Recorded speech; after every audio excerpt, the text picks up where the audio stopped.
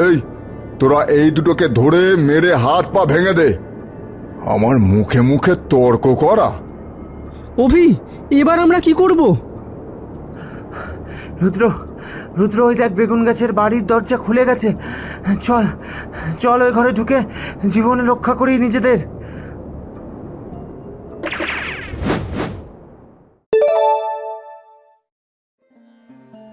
দিনটা ছিল খরার সেই ভয়াবহ দিন।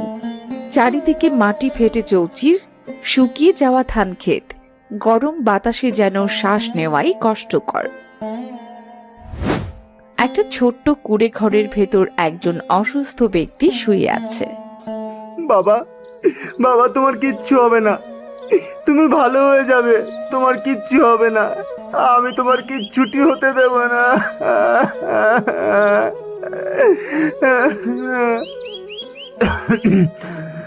না রে অভি, আমি আর সুস্থ হব না বাবা, আমার কাছে আর সময় নেই।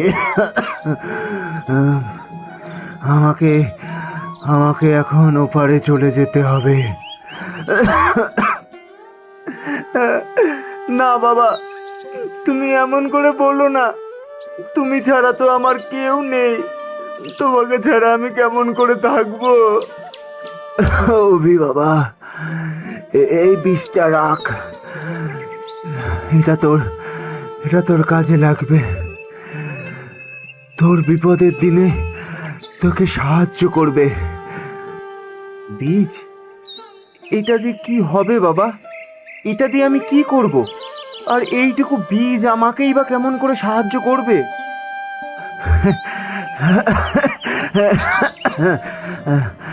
অবিরে, এটা কোনো সাধারণ বীজ না।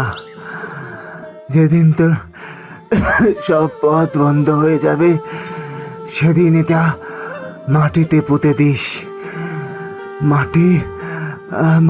মাটি তোকে প্রাপ্য মূল্য ফিরিয়ে দেবে। আমার যে খুব কষ্ট হচ্ছে।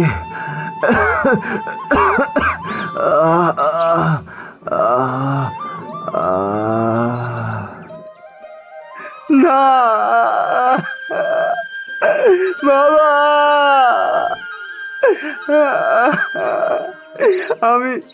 আমি তোমাকে ছাড়া বাঁচবো না বাবা। বাবা, এই পৃথিবীতে আমি একা কেমন করে থাকবো? ফিরে এসো বাবা, ফিরে এসো বাবা, ফিরে এসো বাবা। কেটে গেল বেশ কিছুদিন। অভির জীবন একা একা নিঃসঙ্গ হয়ে উঠল। অভির বাড়িতে মোটেও ভালো লাগে না। অভি তাই বাবার রেখে যাওয়া সেই শুকনো জমির পাশে বসে কাঁদতে লাগলো। মা, বাবা, তোমরা আমাকে একা রেখে চলে গেলে কেন? এখন আমি একা একা কেমন করে বাঁচবো? কি খাবো? কোথায় কাজ পাবো? কিছুই তো বুঝতে পারছি না। মা, বাবা, তোমরা কেন চলে গেলে? আমাকেও তোমার সাথে নিতে পারতে। অভি, তুই এখানে বসে আছিস? আমি সেই থেকে তোকে খুঁজছি।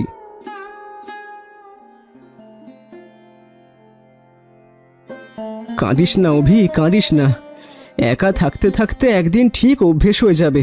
দেখ, আমারও তো কেউ নেই, তারপরেও তো আমি বেঁচে আছি, বল। রুদ্র, রুদ্র আমাদের সাথে কেন এমন হলো? আর কাঁদিস না, আজ থেকে আমরা দুজন একসাথে থাকবো। এই দেখ, আমি দুটো রুটি এনেছি, একটু খেয়ে নে তো। মনে তো হচ্ছে পেটে একটুও দানা পানি পড়েনি কিছু। ঘরে তো কিচ্ছুটি নেই, খাবো কোথা থেকে? নে নে, আগে খেয়ে নে, তারপর কথা বলবো।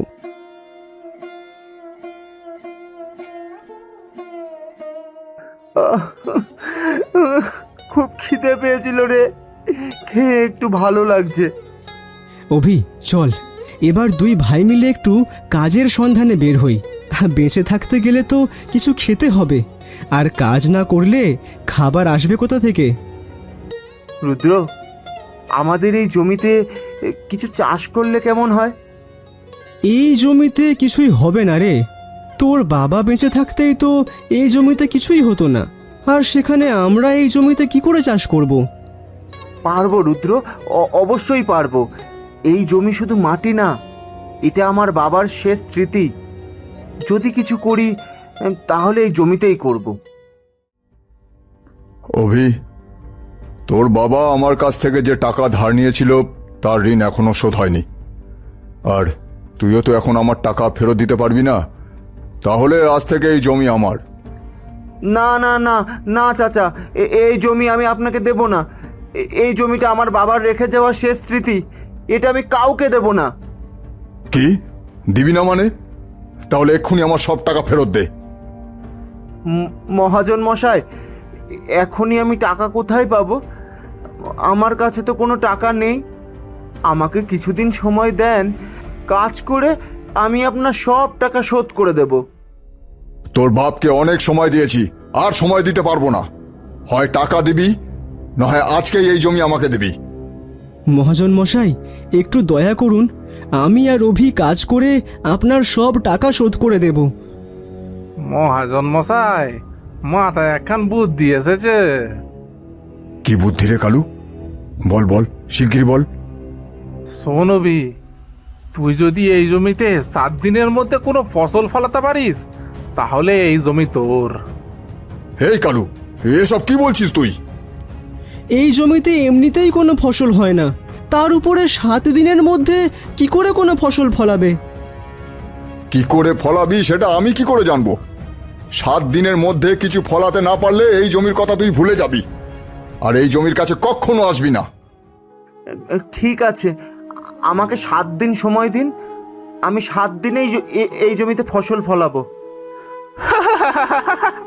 অভি, তোর কথা শুনে বড্ড হাসি পেল রে। যে জমিতে একটাও ঘাস হয় না, সেই জমিতে আমার ফসল। অভি, এসব কি বলছিস? এটা তোকে ফাঁসানোর জন্য ওরা ফাঁদ পেতেছে। ওদের ফাঁদে পা দিস না অভি। না না রুদ্র, আমি পারবো। আমার বাবার জমিটুকু বাঁচানোর জন্য আমি সর্বোচ্চ চেষ্টা করব। ঠিক আছে, 7 দিনে যদি কিছু ফলাতে পারিস তাহলে জমি তোর, না পারলে সব আমার। তখন কিন্তু আর টাকা দিয়েও এই জমি ফেরত পাবি না, এই বলে দিলুম। হ্যাঁ।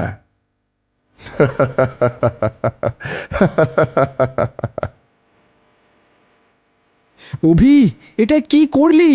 জেনে বুঝে ওদের জালে পা দিলি। রুদ্র, আমি তোকে পরে সব বোঝাবো। আগে আমাদের বাড়ি চল।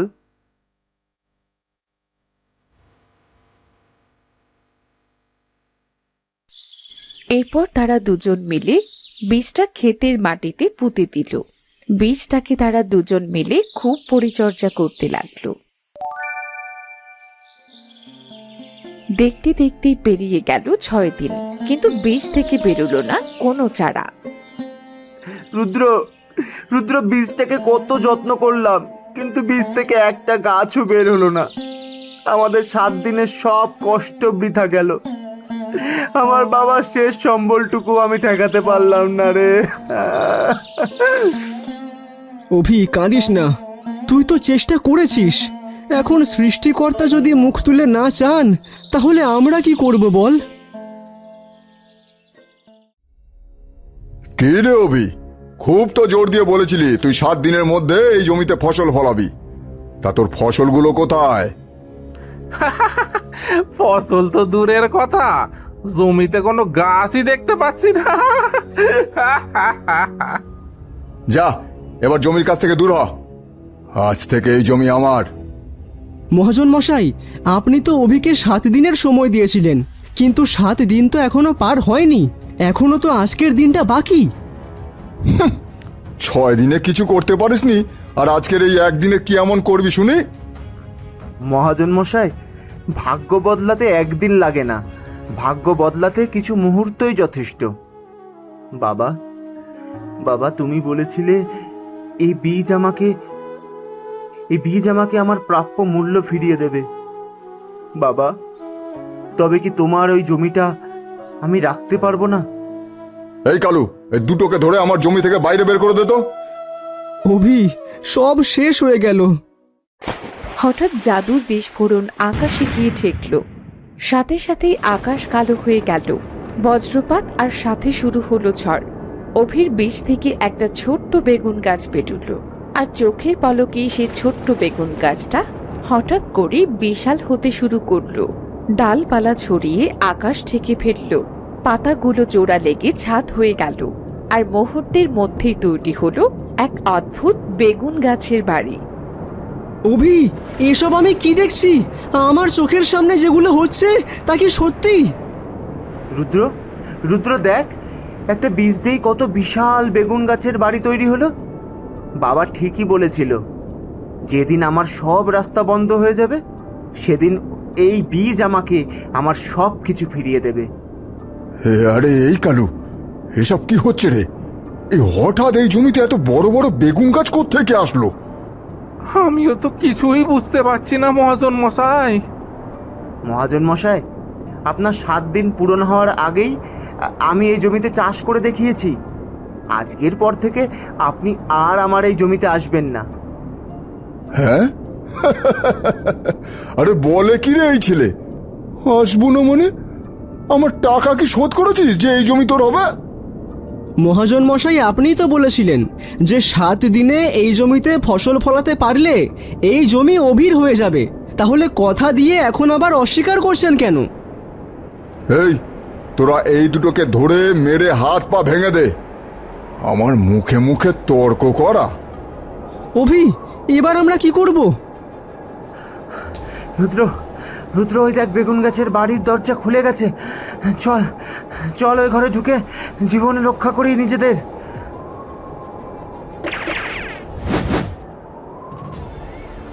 ইস, দুটোকেই ধরতে পারলাম না।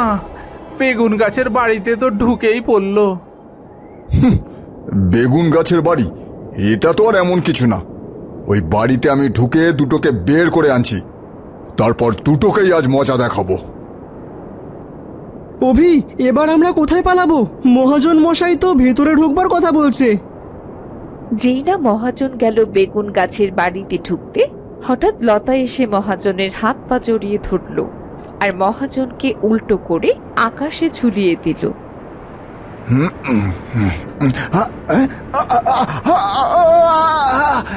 বাঁচাও, বাঁচাও, কে কোথায় আছো? আরে আরে আমাকে বাঁচাও! আমাকে আমাকে ছেড়ে দে, ছেড়ে দে বেগুন গাছ, আমাকে ছেড়ে দে, আমাকে ছেড়ে দে বলছি। বাঁচাও! পাপী মহাজন, আজ তোর নিস্তার নেই। অসহায় মানুষদের সুযোগ নিয়ে সামান্য টাকার বিনিময়ে তাদের জমি জমা নিয়ে নিস, তাদের রক্ত চুষে খাস। আজ তোর সব পাপের শাস্তি দেব আমি। হে বেগুন গাছ, আমাকে ক্ষমা করো। আমি কথা দিচ্ছি আর কারোর জমি ধোকা দিয়ে নেবো না, আর কারোর দুর্বলতার সুযোগ নেব না আমি।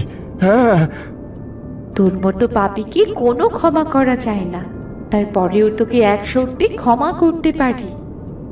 হ্যাঁ, বলো কি শর্ত? আমি তোমার সব শর্তে রাজি। এতদিন ধরে যত মানুষের তুই জমি নিয়েছিস, তোকে সব জমি ফেরত দিতে হবে। আমি আমি সব জমি ফিরিয়ে দেবো, কিন্তু কিন্তু আমাকে প্রাণে মেরো না।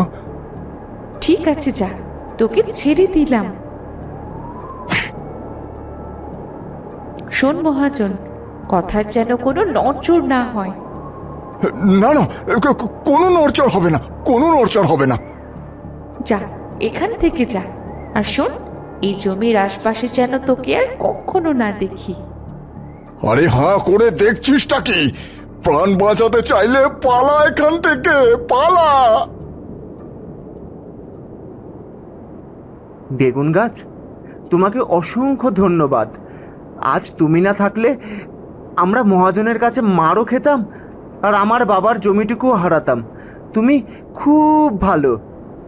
অভি, আজ থেকে তোমরা আমার এই বেগুন ঘরেই থাকবে। এখানে তোমাদের খাবারের কোনো অভাব হবে না। এটা কি সত্যি কথা? হ্যাঁ সত্যি। যাও, ভেতরে গিয়ে দেখো, একটা হাঁড়ি আছে।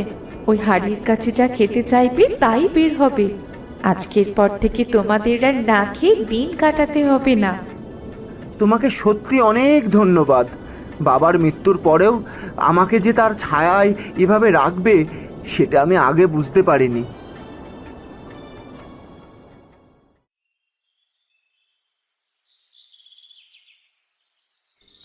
এরপর অভি আর রুদ্র বেগুন গাছের বাড়ির মধ্যে আরামে দিন কাটাতে লাগলো।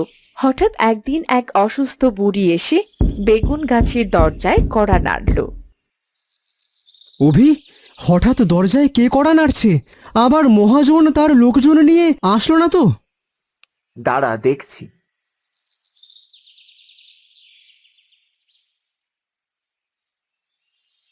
কে বাইরে? বাবারে, দরজাটা খোল বাবা, আমি বড্ড অসুস্থ মানুষ। তারপর আজ কটা দিন ধরে কিচ্ছুটি খাইনি, আমাকে একটু খাবার দিবি বাবা? বুড়িমা, তুমি দাঁড়াও, আমি আসছি। অভি, দরজা খুলিস না, এটা যদি কারুর চাল হয়। তুই চুপ কর তো, পরেরটা পরে দেখা যাবে। বুড়িমার আমাদের সাহায্যের প্রয়োজন, তাছাড়া মানুষকে সাহায্য করলে কিচ্ছু হারায় না।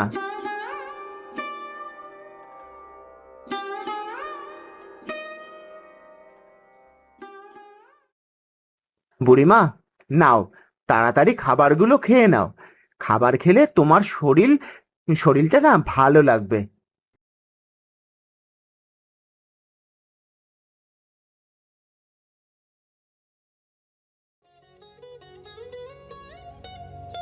আহ, খাবারগুলো খেয়ে খুব তৃপ্তি পেলাম। এতদিন অনাহারে থেকে পেটের নাড়িটা চলে যাচ্ছিল যে। অভি বুড়িকে খাবার খাওয়ালো, তার সেবা যত্ন করলো। হঠাৎ বুড়ির চারপাশে আলোয় ভরে গেল, আর বুড়ি একজন সুন্দরী মহিলায় পরিণত হলো। কে কে আপনি?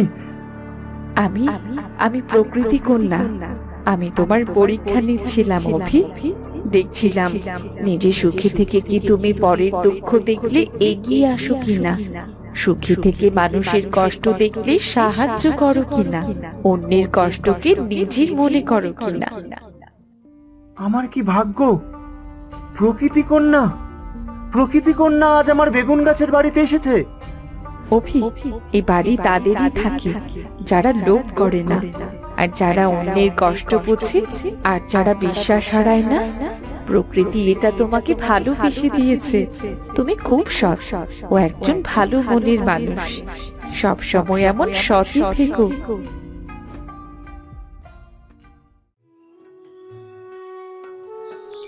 এরপর থেকে অভি আর রুদ্র সেই বেগুন গাছের বাড়িতেই থাকতে লাগলো।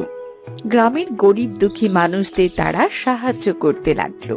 ধীরে ধীরে গ্রামের মানুষেরাও অভিকে খুব ভালোবাসতে লাগলো। অভির জীবনের সব কষ্ট দূর হয়ে গেল।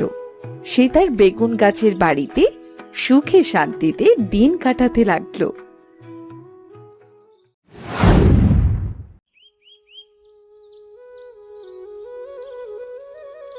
গ্রামের এক কোণে ঘরের ছাউনি দেওয়া ছোট্ট কুড়ে ঘরে থাকতো সিধু আর তার বউ রত্না। সংসার বলতে তেমন কিছুই নেই, শুধু একটু ভিটে মাটি, ভাঙা ঘর আর অভাবের দীর্ঘশ্বাস। সিধু ছিল জেলে। প্রতিদিন ভোরে জাল কাঁধে নিয়ে সে নদীতে যেত, আর সন্ধে ফিরত ক্লান্ত শরীর আর খালি হাতে।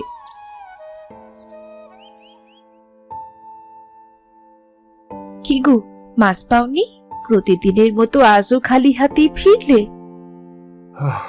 গিন্নি, সারাটা দিন ধরে কতবার জাল ফেললাম, কিন্তু একটা বারও জালে একটা ছোট মাছ উঠল না। মনে হচ্ছে এবার আমাদের না খেয়েই মরতে হবে। অমন করে বলো না গো, দেখবে একদিন আমাদেরও সুদিন আসবে। তখন দেখবে আমাদের সংসারে আর কোনো অভাব থাকবে না। তোমার মতন একটা বউ কপাল করেই পাওয়া যায়। সংসারে কিছু না থাকলেও তোমার মুখে কোনো অভিযোগ নেই। অনেক দিন এমন গেছে যখন তুমি নিজে না খেয়ে আমার সামনে ভাত তুলে দিয়ে বলেছ, তুমি খাও, আমার খিদে নেই। শোনো, সংসার করতে গেলে তো কত কিছুই সহ্য করতে হয়। এছাড়া আমরা মেয়েরা নিজে না খেয়ে স্বামী আর সন্তানকে খাওয়াতেই বেশি পছন্দ করি। তুমি আর চিন্তা করো না তো, যাও হাত মুখ ধুয়ে এসো, যা আছে তাই একটু খেয়ে নাও। গিন্নি, তুমি খাবার বাড়ো, আমি হাত মুখ ধুয়ে আসছি।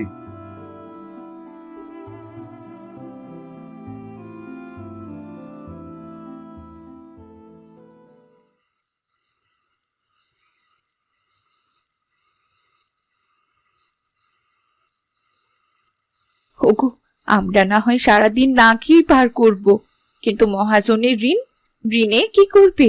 তুমি তো জানোই মহাজন খুব কঠিন মানুষ, সুদের টাকার জন্য সে কাউকে ছাড়ে না। তুমি যে ঘরটা সারাই করার জন্য কয়েক মাস আগে মহাজনের কাছ থেকে যে টাকা ধার করেছিলে, সেটা কি ভুলে গেছো? না গো গিন্নি, হ্যাঁ কিছুই ভুলিনি। ভেবেছিলাম মাছ ধরে বাজারে বিক্রি করে মহাজনের সব টাকা শোধ করব, কিন্তু সেই সুযোগ আর আসেনি। নিজের খাওয়ার মতন মাছই জোটাতে পারি না, তার ঋণ শোধ করব কি করে? কিন্তু সিধু, সিধু, এই সিধু, বাড়িতে আছিস?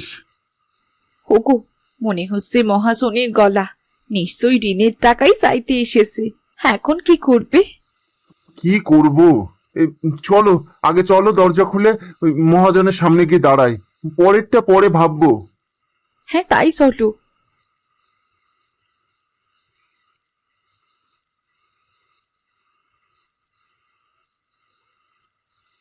কিরে রতন, হাঁ করে এভাবে চেয়ে আছিস কেন? মনে হচ্ছে কোনো বাঘ বা ভাল্লুককে দেখেছিস?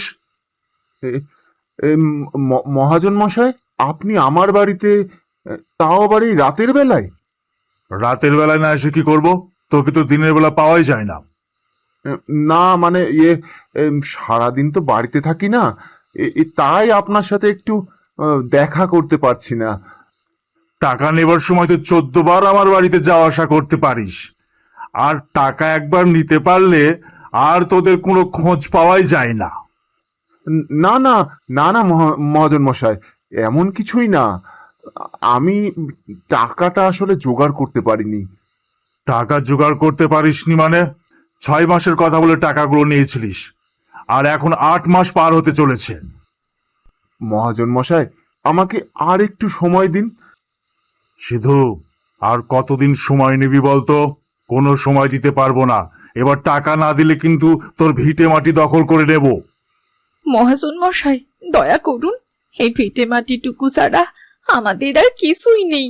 আমাদের আর একটু সময় দিন, আমরা কথা দিচ্ছি 1 মাসের মধ্যেই আপনার সব ঋণ শোধ করে দেব। ঠিক আছে, ঠিক আছে, আর 1 মাস সময় দিলাম। এরপরও যদি টাকা না দিতে পারিস তাহলে এবার প্রস্তুত থাক সিধু, একটা কথাও বলবো না, সোজা বাড়ির থেকে বের করে দেব।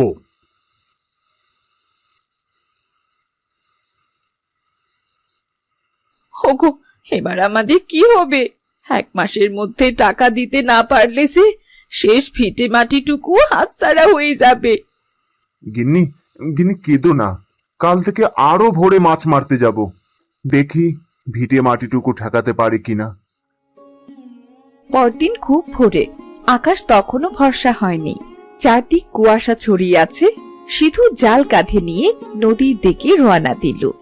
সেদিন নদীর পানি কেমন কালচে ও স্থির লাগছিল। আজ নদীটা খুব শান্ত মনে হচ্ছে, শান্ত জলে তো মাছ পাওয়া যায়। দেখি দেখি জালটা ফেলে যদি কিছু মাছ ওঠে। এরপর সিধু জাল ফেলল, একবারও কিছু উঠল না, দ্বিতীয়বারও কিছু না, তৃতীয়বারও খালি। খালি জাল দেখে সিধুর কপালে চিন্তার ঘাম জমে গেল। সে আকাশের দিকে তাকিয়ে বলল, হে সৃষ্টিকর্তা, আজ যদি কিছু না পায় তাহলে আমার সব শেষ। দয়া করো সৃষ্টিকর্তা, একটু মুখ তুলে তাকাও, এই অসহায়ের উপর সহায় হও। আর একবারই জাল ফেলবো, এবারও যদি জালে কিছু না ওঠে তাহলে তাহলে আজকের পর থেকে জীবনে আর কখনো নদীতে মাছ ধরতে আসবো না।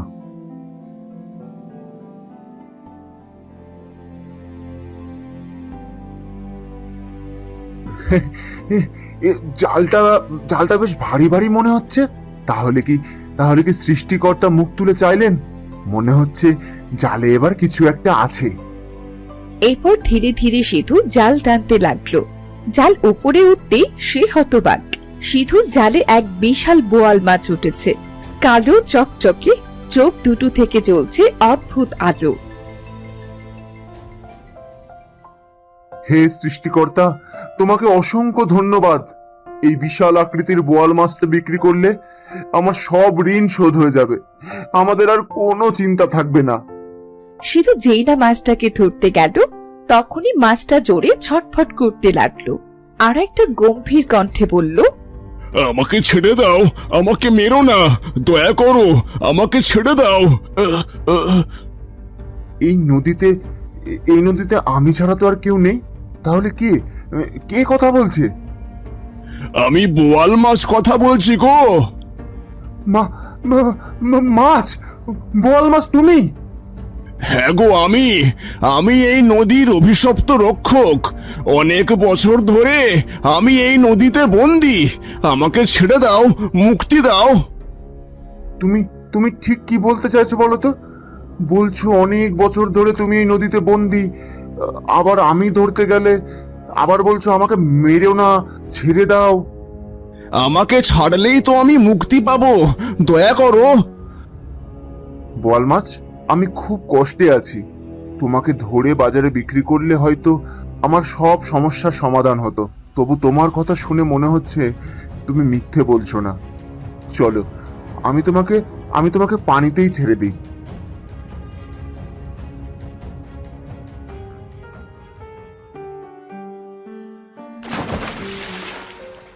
তোমাকে ধন্যবাদ জেলে।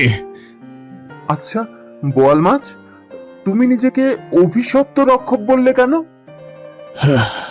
শোনো, আমার কাহিনী খুব পুরনো। অনেক বছর আগে আমি তোমার মতোই একজন মানুষ ছিলাম। এই নদীর ধারে আমারও একটা ছোট সংসার ছিল, কিন্তু আমার মনে ছিল খুব লোভ। লোভ? কিসের লোভ? হ্যাঁ, লোভ। এই নদীর নিচে এক গুপ্তধনের খবর পেয়েছিলাম। আমি ভেবেছিলাম যদি সব ধন আমি একাই নিয়ে নিই তাহলে আর কোনো কষ্ট থাকবে না। তাই এক রাতে আমি সেই ধন নিতে এলাম। তারপর কি হলো?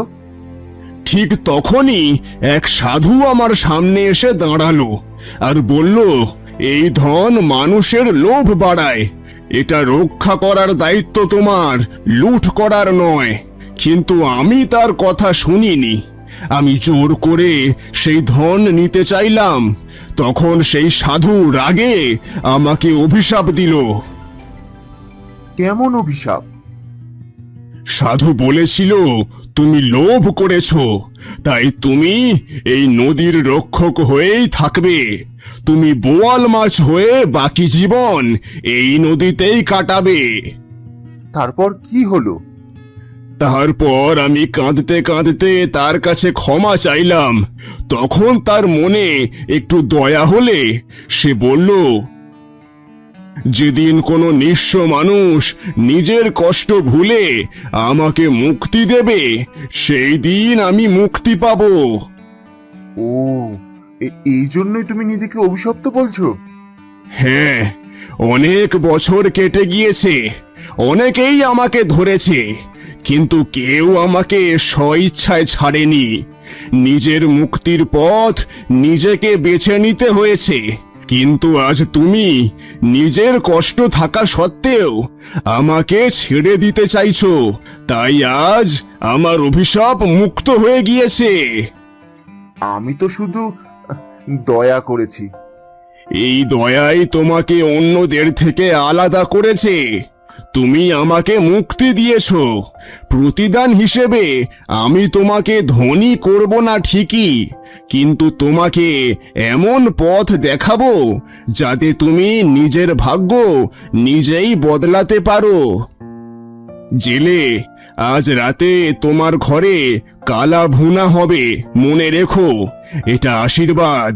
এটা শুধু নিঃস্বার্থ মানুষের জন্য, লোভীদের জন্য নয়।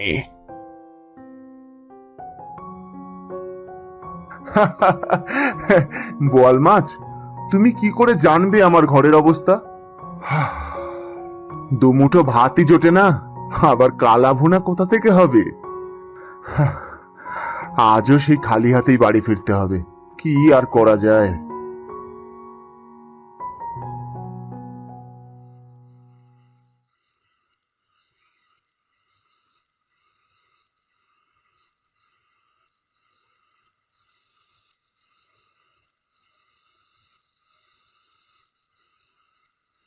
আজও খালি হাতে এলে? আজও জালে কোনো মাছ ওঠেনি? না গো গিন্নি, আর জালে একটা বিশাল বড় বোয়াল মাছ উঠেছিল, কিন্তু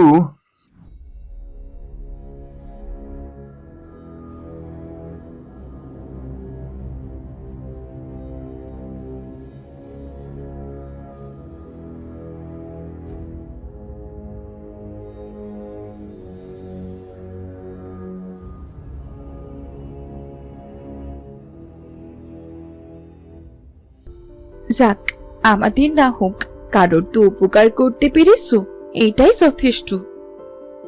গিন্নি, তুমি একটু রাগ করনি?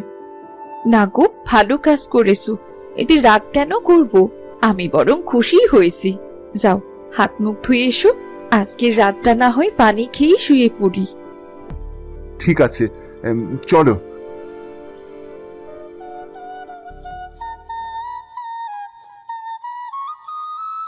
ঘরের ভেতর নীরবতা। হঠাৎ এক মিষ্টি গন্ধ সিধুদের সারা ঘর ছড়িয়ে পড়ল। মশলা, মাছ ভাজার গন্ধ। গিন্নি, তুমি যে বললে ঘরে কিছু নেই, তাহলে এত সুন্দর ঘ্রাণ কোথা থেকে আসছে? তুমি কিছু রান্না করছো? আমাকে চমকে দেবে বলে, তাই না গিন্নি? না তো, আমি তো কিছুই রান্না করিনি, তাহলে এই ঘ্রাণ কোথা থেকে আসছে? গিন্নি, এই ঘ্রাণটা তো রান্নাঘর থেকেই আসছে, চলো তো গিয়ে দেখে আসি।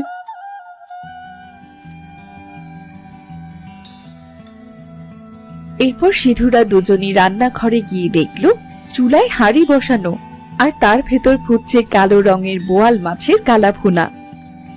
আশপাশে কেউ নেই, তারা দুজন বেশ অবাক হলো। ওগো, চুলায় তো দেখছি মাছ রান্না হচ্ছে, কিন্তু কে রান্না করলো? সিধু, এটা আমার প্রতিশ্রুতি।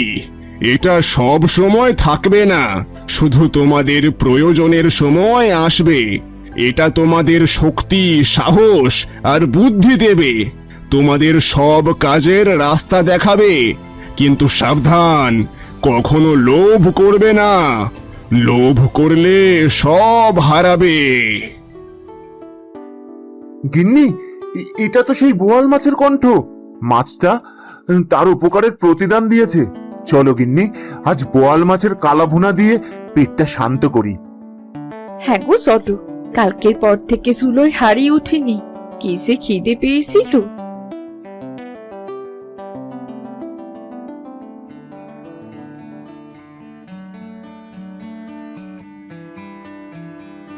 এরপর সিধু আর রত্না পেট ভরে খেলো বোয়াল মাছের কালা ভুনা। আহ, কি স্বাদ!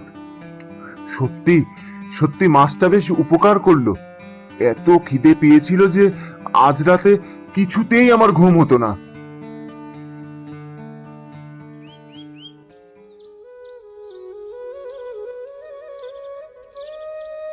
গিন্নি, কাল বোয়াল মাছের কালা ভুনা খাওয়ার পর মনে হচ্ছে শরীরে এক অদ্ভুত শক্তি চলে এসেছে।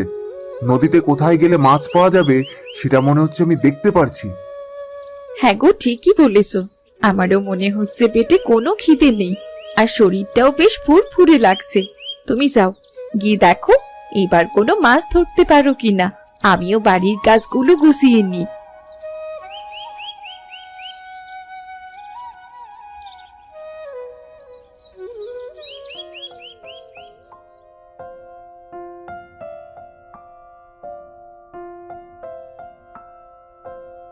এরপর সিধু নদীতে গিয়ে অল্প সময়ের মধ্যে অনেক বেশি মাছ ধরলো।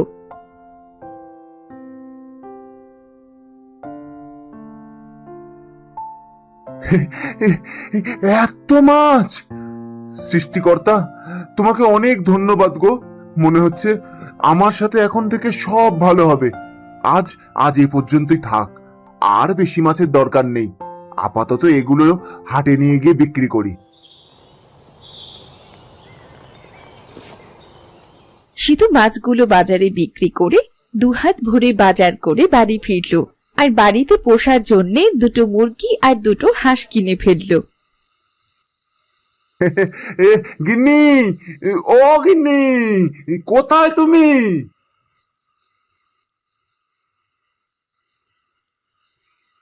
এই নাও ধরো গো, বাজার করে এনেছি। হোমা, কত বাজার এনেছো? এত বাজার তো আমাদের 1 মাস পার হয়ে যাবে। নাও নাও গো গিন্নি, বাজারগুলো ধরো। এগুলো আনতে গিয়ে আমার হাত ব্যথা হয়ে গেল। ওগো, আজকে নদীতে অনেক মাছ পেয়েছিলে? হ্যাঁ গো গিন্নি, মনে হচ্ছে নদীতে কোথায় মাছ আছে, সেটা আমি বুঝতে পারছিলাম। টাকাগুলো নষ্ট না করে রেখে দিতেও তো পারতে, মহাজনের টাকাও তো দিতে হবে। এই নাও, এই টাকাগুলো বাজার করে বেঁচে গেছে, এগুলো রাখো। আর নাও, দুটো হাঁস আর মুরগি এনেছি, এগুলি বাড়িতে পালবে। মা গো মা, কত টাকা এনেছো গো? এত টাকা তো মনে হচ্ছে আমি কখনো হাতে নিইনি। গিন্নি, এমন করে মাছ ধরতে পারলে দেখবে মহাজনের টাকা কিছুদিনের মধ্যেই শোধ করে দিতে পারবো, আর আমাদের সংসারে কোনো অভাব থাকবে না। তাই যেন হয় গো, তাই যেন হয়। হাঁস মুরগি এনে ভালো করেছো। আমার কতদিনের শখ বাড়িতে হাঁস মুরগি পালবো, কিন্তু টাকার অভাবে কোনোদিন তোমাকে মুখ ফুটে বলিনি। গিন্নি, এবার এবার দুজন মিলে কাজ করতে হবে, দেখি সংসারে চাকা ঘোরাতে পারি কিনা।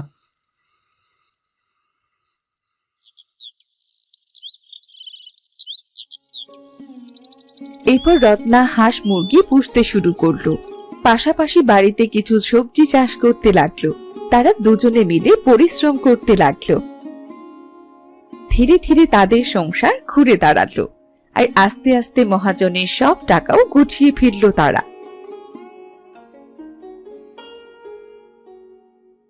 গিন্নি, আজ বড্ড ভালো লাগছে, মহাজনের টাকাটা জোগাড় হয়ে গেছে।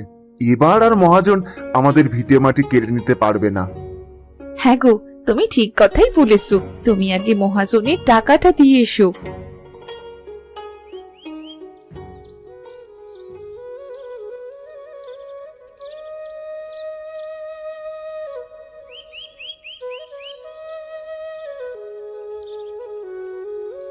মহাজন মশাই, মহাজন মশাই, বাড়িতে আছেন? মহাজন মশাই,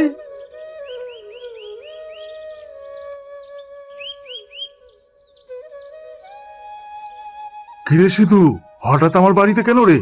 আগে থেকেই বলে রাখি, টাকা চাইতেলে কিন্তু কোনো টাকা দেব না। না না, আর কোনো টাকা লাগবে না মহাজন মশাই, আপনার টাকাগুলো দিতে এসেছি। এই নিন আপনার সব টাকা। এই শুধু এত টাকা পেলি কোথায়? একবারে সব টাকা শোধ করলি কেমন করে? সে তো অনেক কথা। এরপর সিধু সব কথা মহাজনকে খুলে বলল। সিধুর কথা শুনে মহাজনের লোভী চোখ চকচক করে উঠল। বাবা বাবা বাবা বাহ, এ তো ভারী চমৎকার ঘটনা। তোর কপাল খুলে গেছে সিধু। তা একটু গেছে মহাজন মশাই, লোভ না করে সৎ পথে চললে সৃষ্টিকর্তা নিশ্চয়ই তার প্রতিদান দেন। এখন আমি আসি।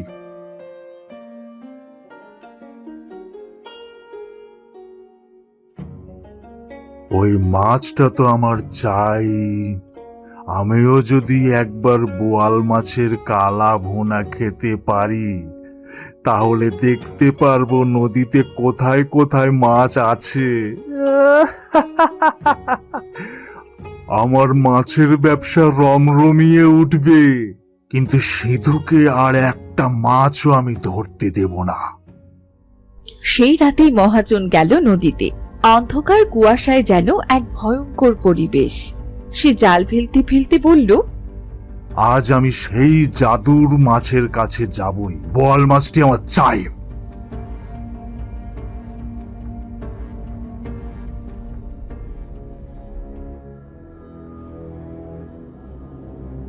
কয়েকবার জাল ফেলার পরে একটা বোয়াল মাছ উঠল, কিন্তু সে বেশ চুপচাপ, নড়াচড়া করছে না। চুপ করে আছিস কেন? কথা বল, আমাকে জাদুর শক্তি দে, জাদু কর। বুঝেছি, তুই এভাবে শুনবি না। আমাকে জোর করে তোর কাছ থেকে জাদু বের করতে হবে। কথাই যখন বলবি না, চল তোকে বাড়ি নিয়ে যাই। এরপর মহাজন মাছটা বাড়ি নিয়ে এলো। বাড়ি এসে বোয়াল মাছটি তার গিন্নিকে দিয়ে বলল, গিন্নি, গিন্নি, দেখো কি এনেছি। মাছটি কেটে কুটে ভালো করে কালা ভুনা রান্না করে ফেলো। এত বড় বোয়াল মাছ, নিশ্চয়ই খুব স্বাদের হবে গো।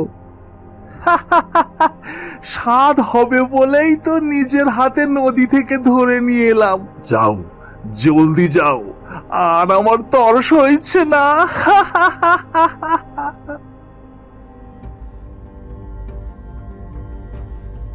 জমিদার গিন্নি মাছটিকে কেটে ধুয়ে রান্না বসালো। হঠাৎ করে বেড়ে গেল চুলার আগুন, চারিদিক ভরে উঠল কালো ধোঁয়ায়, আর একটা ভারী কণ্ঠস্বর ভেসে এলো, জাদু কখনো লোভীদের জন্য নয়, যে জোর করে নিতে চায় সে সব হারায়। কে কে কে কথা বলছে? কে কে? বলেছিলাম না, আমি তখনই বই বই করে মানা করেছিলাম। এবার হলো তো তোমার সব সময় লোভ। না, না, না, না। লোভ কখনো কাউকে ধনী করে না, লোভে মানুষ সর্বশান্ত হয়। পৃথিবীতে জাদু বলে কিচ্ছু হয় না। সততা, ন্যায়পরায়ণতার মতো আসল জাদু হলো দয়া, সততা আর পরিশ্রমে।